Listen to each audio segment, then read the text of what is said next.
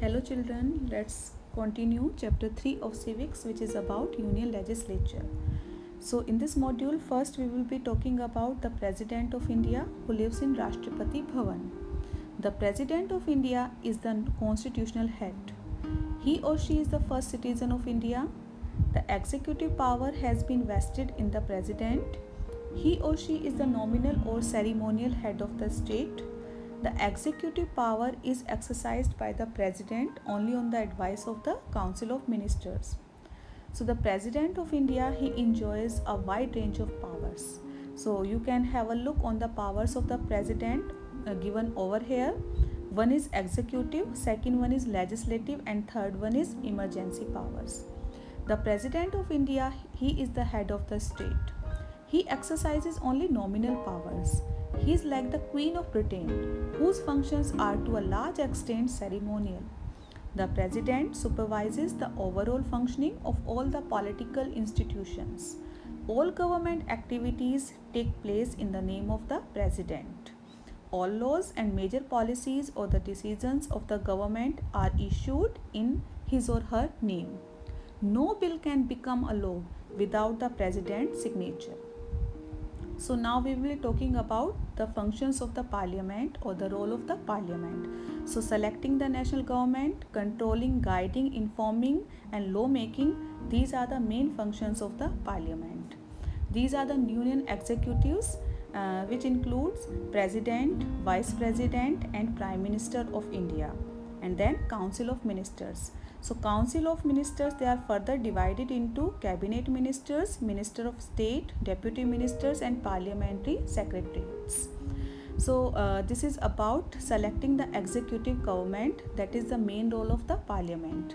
The Parliament is all of the members of both the upper and lower houses.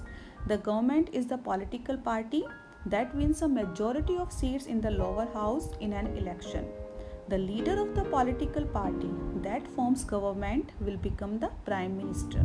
Member of Parliament form the government are then nominated as ministers responsible for government departments.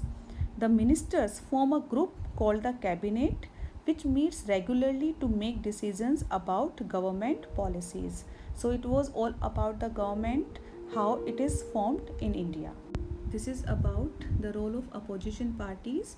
So the parties that lose in elections play the role of opposition to be the parties in power by criticizing the government for its failures or wrong policy. So this is the main task which is performed by this party. So if we talk about the question hour, the first hour or every sitting of the parliament is known as the question hour.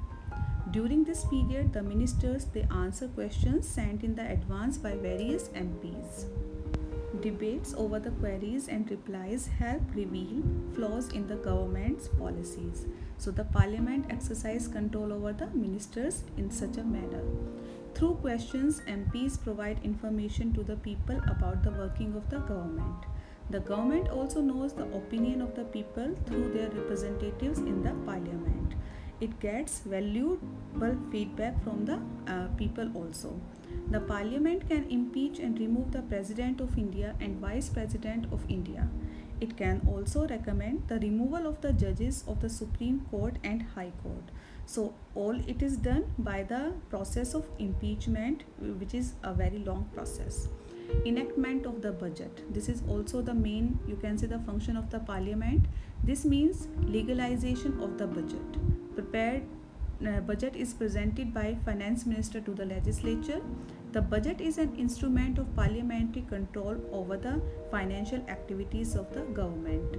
A proposal to pass a new law or to change an existing one is called a bill. Making laws is the most important function of the legislature. The parliament can introduce new laws and change the old ones.